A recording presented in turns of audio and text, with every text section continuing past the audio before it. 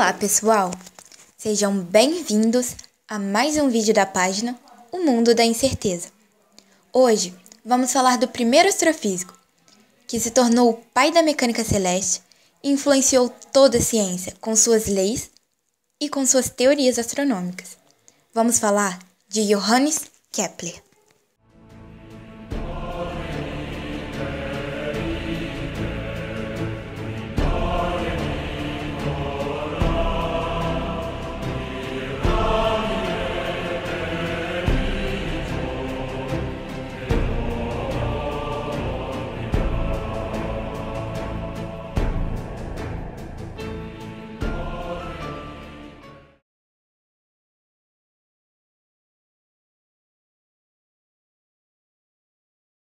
Johannes Kepler nasceu em 1571, em Weiderstadt, atual Alemanha. Foi um astrônomo e um dos responsáveis pela Revolução Científica do século XVII. Foi influenciado por Galileu e Copérnico e influenciou Newton. Kepler tinha 2 irmãos e uma irmã e nasceu de uma importante família de sua cidade. Porém, a fortuna de sua família estava em declínio. Seu pai, Heinrich Kepler, ganhava vida de maneira precária como mercenário e deixou a família quando Johannes tinha 5 anos de idade. Sua mãe, Katharina Goodman, a filha de um dono de hospedaria, era uma curandeira e herbolária, que mais tarde foi julgada por bruxaria. Nascido prematuramente, Johannes disse ter sido uma criança fraca e doente. Ele foi, no entanto, uma criança brilhante e frequentemente impressionava viajantes na pousada de sua avó, com uma fenomenal capacidade de matemática. Aos 6 anos, Kepler observou o grande cometa de 1577, iniciando sua fascinação pela astronomia. E em 1580, aos 9 anos, observou um eclipse lunar. Kepler teve varíola durante a infância, o que deixou sua visão fraca. Depois da escola primária e aulas de latim, ele começou a assistir às aulas de Tübingen Stift, na Universidade de Tübingen. Lá, estudou filosofia, tendo Vitus Müller como professor, e teologia, tendo Jacob Hildebrand. Provou também ser um matemático excepcional e ganhou reputação de astrólogo hábil, fazendo horóscopos para colegas estudantes. Lembrando que nessa época não havia distinção entre astronomia e astrologia. Sob a instrução de Michael Maestlin, professor de matemática de Tübingen, ele aprendeu o sistema solar ptolomaico e copernicano. Se interessou pelo sistema copernicano, defendendo o heliocentrismo e que o Sol era a força motriz dos movimentos planetários. Se formou em Tübingen e foi chamado aos 23 anos para ser professor na Universidade de Graz. Lá, ensinou entre 1594 e 1600, tendo publicado a primeira defesa do heliocentrismo, o Mysterium Cosmográfico, que é uma das maiores obras da astronomia moderna. Afirmou ter tido uma epifania em 19 de julho de 1595, enquanto ensinava. Ele explicava a conjunção periódica de Saturno e de Júpiter no zodíaco, e percebeu que polígonos regulares limitavam um círculo inscrito e um círculo circunscrito, em razões definidas, que ele raciocinou poderiam ser a base da geometria do universo. Ele descobriu que cada um dos 5 sólidos platônicos poderiam ser inscritos e circunscritos de uma única forma por esferas celestes.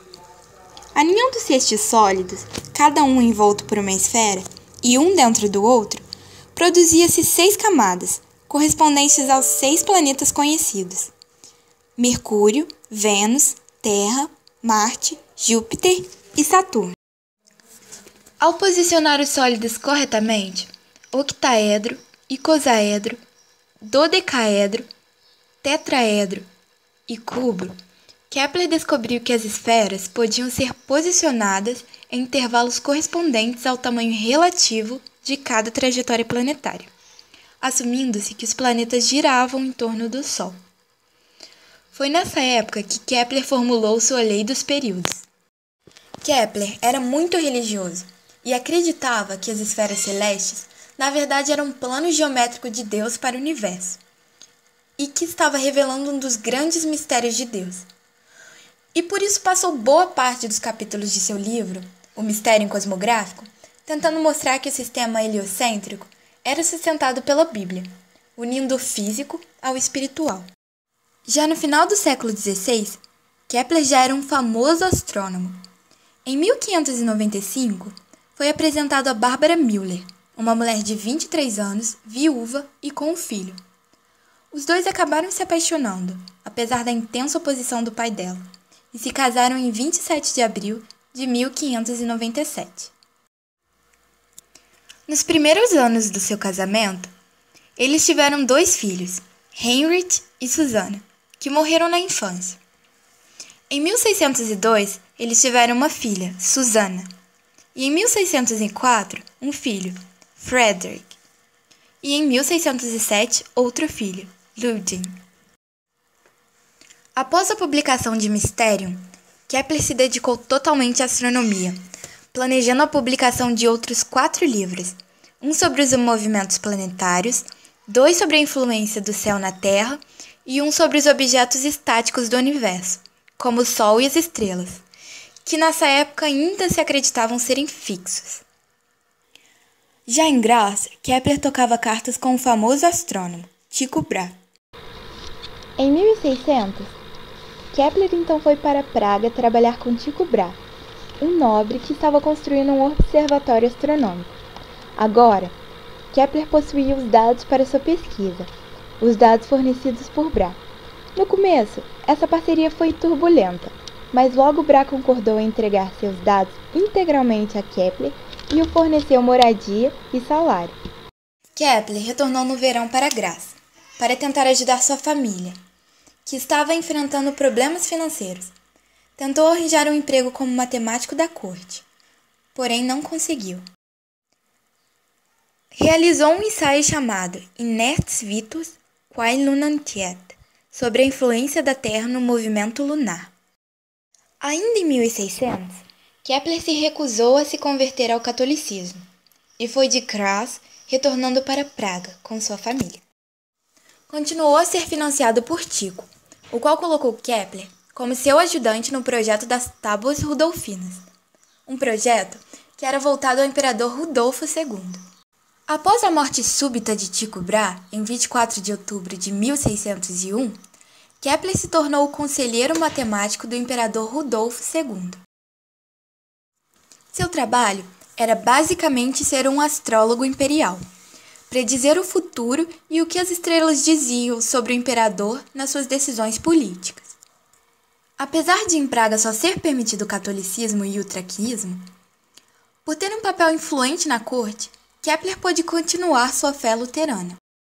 E seu trabalho na corte o permitiu ter vários contatos com os melhores astrônomos do mundo, se tornando o período mais fértil de sua carreira.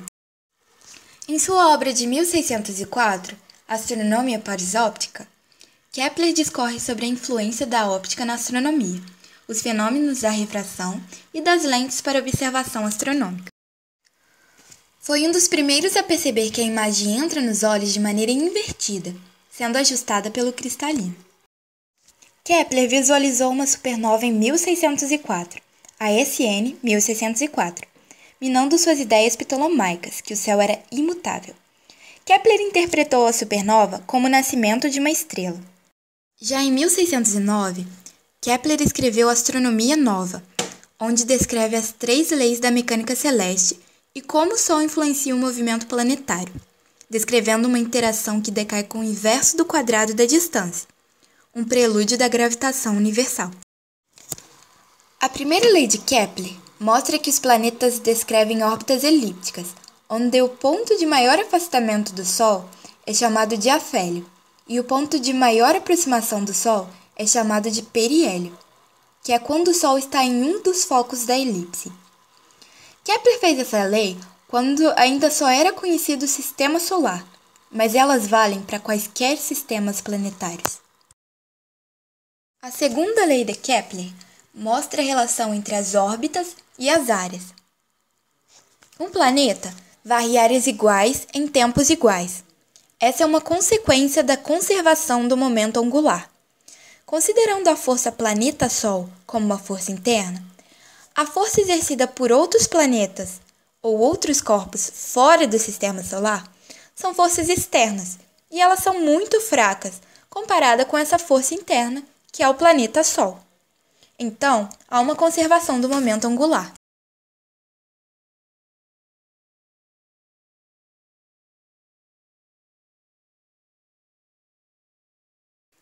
Entre 1609 e 1612, Kepler defendeu a astrologia contra o físico Philips Fessenden e se comunicou por cartas com Galileu Galilei. Galileu acabara de descobrir 4 satélites de Saturno, e Kepler ficou muito entusiasmado com as descobertas e publicou suas próprias conclusões em Narratio de Jovis Satellitibus. Em 1610, publicou Dioptres, onde discorre sobre lentes e telescópios, criando um novo modelo de telescópio, o telescópio kepleriano, em que 2 lentes convexas são capazes de produzir maior ampliação do que em uma combinação de lentes convexas e côncavas, como no de Galileu. Por volta de 1611, Kepler fez circular um manuscrito, que seria publicado póstumamente como Somnium, o sonho. Parte do objetivo do Somnium era descrever como seria a prática de astronomia da perspectiva de outro planeta, para mostrar a viabilidade de um sistema não geocêntrico. Em 1612, ele deixou de ser um matemático imperial, pois Rodolfo II foi deposto por seu irmão Matias como rei da Boêmia. E sua esposa Bárbara estava doente e um de seus filhos, Frederick, morreu. Em Estrena seu de Nive Sexangula, Kepler publicou a primeira descrição da simetria hexagonal dos flocos de neve e estendeu a discussão para uma hipotética base física atomística para a simetria, e anunciou o que mais tarde ficou conhecida como a conjectura de Kepler. Depois de sair de Praga, foi para a Áustria, na cidade de Linz, onde lecionou matemática e contribuiu com conselhos astrológicos. Escrevendo Nova Estereometria do Liório no Binariório, que era sobre a mensuração do volume de recipientes com formas tais quais as de barril de vinho, e que foi publicado em 1615. Kepler se casou novamente em 30 de outubro de 1613, com Susanna Reutin, de 24 anos de idade, com a qual teve 6 filhos e 3 destes morreram. Entre 1615 e 1620, escreveu 3 volumes de Epitome da Astronomia Copernicana, um dos primeiros livros-textos da astronomia, onde também estendeu suas leis às luas. Ganhou bastante dinheiro fazendo calendários astrológicos, que mais tarde foram queimados em praça pública. Entre 1617 e 1621, a mãe de Kepler foi acusada de bruxaria, mas foi absolvida graças à defesa de Kepler. Em 1619, Kepler publicou uma das suas mais influentes obras, Harmonices Mundi. Kepler falou sobre os padrões geométricos das esferas celestes no que ele chamou de harmonia celeste, que tinha como ponto central a música universalis. Kepler começou pela exploração de polígonos regulares e poliedros regulares, incluindo as figuras que, mais tarde, seriam conhecidas como sólidos de Kepler.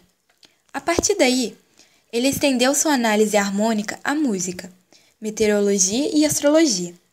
A harmonia resultava dos tons produzidos pela alma dos corpos celestes, e no caso da astrologia, a interação entre esses tons e as almas humanas.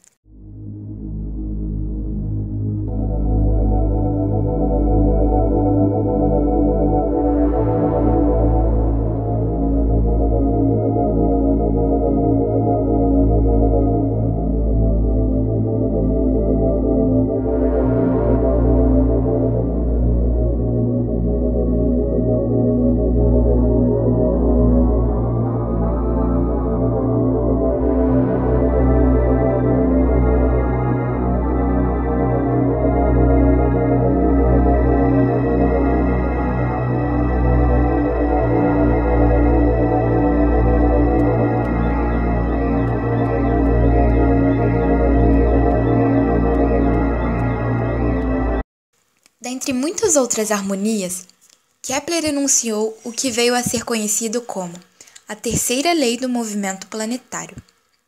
O quadrado do período de translação do planeta são proporcionais ao cubo do semi-eixo maior de sua órbita.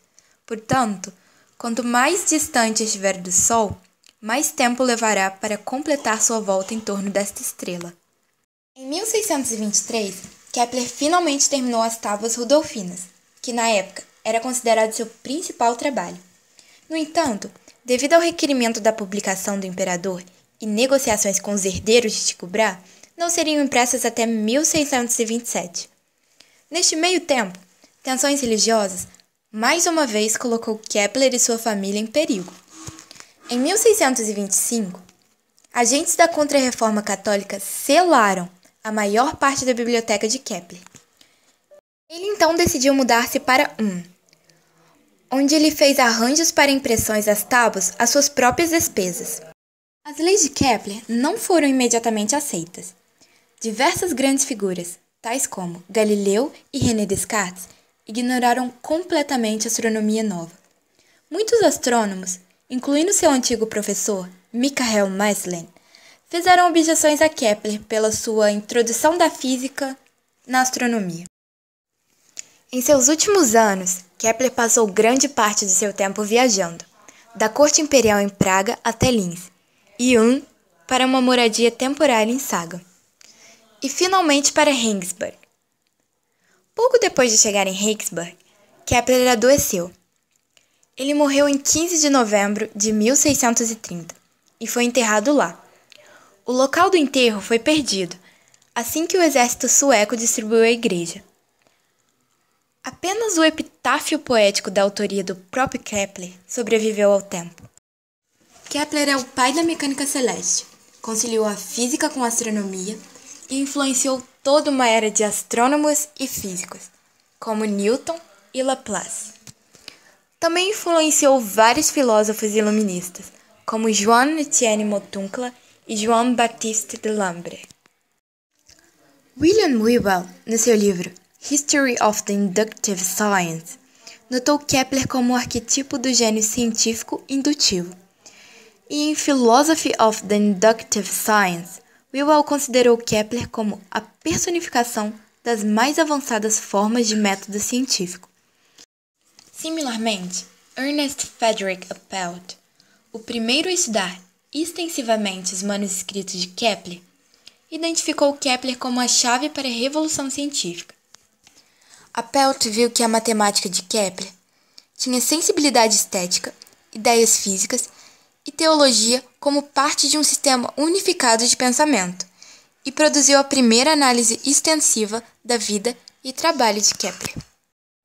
Carl Sagan descreveu-o como o primeiro astrofísico e o último astrólogo científico, e Karl Popper e Wolfgang Paul voltaram à sua maestria científica. Em 2009, a NASA nomeou uma sonda espacial, a Kepler, pelas contribuições dele no campo da astronomia.